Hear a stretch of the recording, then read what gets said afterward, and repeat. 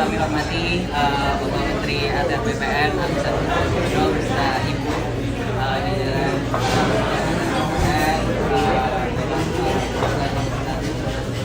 serta teman-teman mahasiswa yang saya banggakan. Dengan saya berdiri, saya penyanyi Jomi Sambudi asosiasi di sini sedang mengambil studi S2 Policy and Climate di Johns Hopkins University. Kami paham pasti jadwal Bapak di Amerika Serikat pasti sangat padat, tapi kami sangat mengapresiasi niat Bapak untuk berdiskusi dengan kami, tidak hanya di DC, tapi kemarin sudah juga dilakukan diskusi dengan teman kami di juga, jadi kami sangat mengapresiasi yang tersebut. Saya kebetulan sekarang sebelum di sini saya kerja di Telkom, Pak. Sekarang kebetulan mengambil Master of Business Administration di Johns Hopkins University. Saat ini sedang menempuh pendidikan di Johns Hopkins University jurusan Master of Public Health. Background saya dokter di Indonesia. Saya sekolah di George Washington University di DC, jurusan Communication Management. Saat ini saya kuliahnya di Security Studies Georgetown University.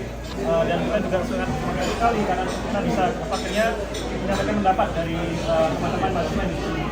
Saya studi di Georgetown bagi bidang hukum. Mahasiswa master di sini di George Washington University. Di sini saya mengambil jurusan Interdisciplinary Business Studies. Karena ini dengan teman-teman ingin mendapatkan ilmu terbaik dari Amerika, kemudian bawa pulang. Kalau saya khususnya memang nanti pulang mau mengajar. Jadi pengen ada seperti Mas Eka juga pulang pengen jadi dosen. Saya sekarang kuliah di jurusan Library and Information Science, Master Ilmu Perpustakaan dan Informasi di University of Maryland.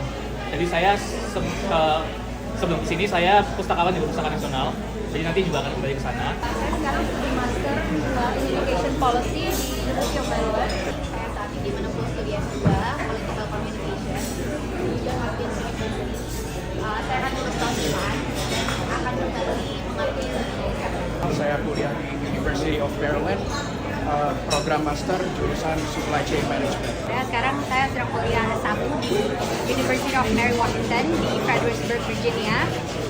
Sekarang tahun ketiga saya jurusan Cyber Security. Sekarang lagi program S1 di George Washington University, lagi double major International Affairs sama Business, dan kebetulan juga lagi magang di KBRI, jadi tadi sebenarnya udah foto bareng tadi. Terima kasih. Kami juga merasa ini kesempatan yang baik diberikan panggung untuk menceritakan kisah sukses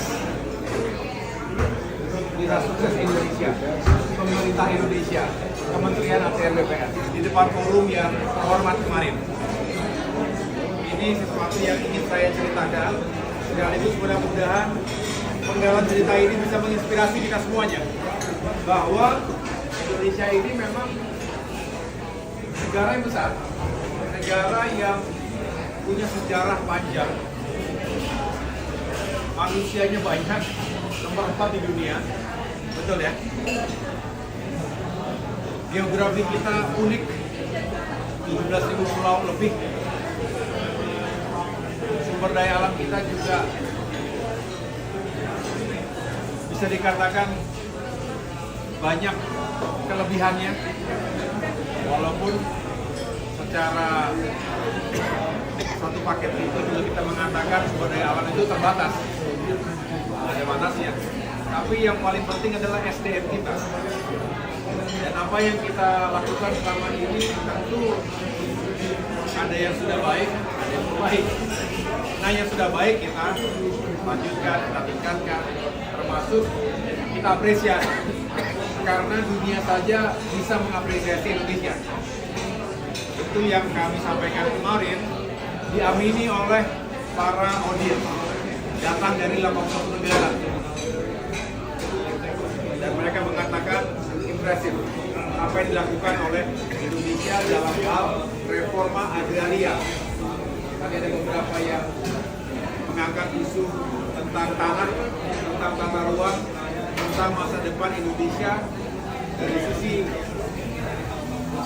tanah dan tata ruang dihadapkan pada tantangan ke depan, termasuk krisis iklim dan lingkungan.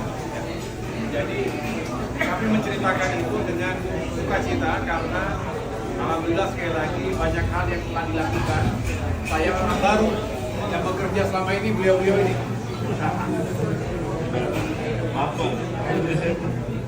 Saya hanya menjadi ambasador kemarin, menjadi duta menceritakan apa yang dilakukan oleh beliau-beliau semua dan semua jajaran Kementerian ATR BPN. Saya dengan bangga menyampaikan itu karena ini kerja keras semuanya. Lalu mendapatkan sorotan yang luas dan saya mengatakan kita terus bekerja, masih banyak pekerjaan rumah kita.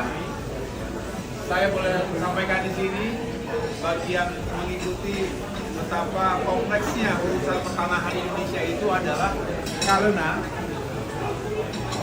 puluhan tahun banyak warga Indonesia yang tidak punya sertifikat tanah. Punya rumah, punya lahan, berkebun itu bertahun-tahun, belasan puluhan tahun, tapi nggak punya sertifikat. Secari kertas yang bisa membuktikan keabsahan kepemilikan properti yang ditinggali dan dimiliki. Di tempat kita masih banyak perbuat penyerobot tanah, mafia tanah. Mungkin kita mengikuti juga ya, tiba-tiba dirampas, dokumen dipalsukan, dipecah-pecah, diagunkan, dijaminkan. Ada orang keluarga yang langsung tersingkir dari rumahnya sendiri. Di pengadilan pun kalah. Artinya mafia itu ada di mana-mana. Nah, banyak lagi yang lain yang intinya adalah melalui tanah mudah-mudahan kalau diberesin keadilan hadir. Kalau diberesin kesejahteraan meningkat. Karena setelah memiliki sertifikat tadi, ini punya akses ekonomi. Bisa dijadikan agunan, mengambil pinjaman kredit usaha rakyat, soft loan dari bank yang menyediakan jasa.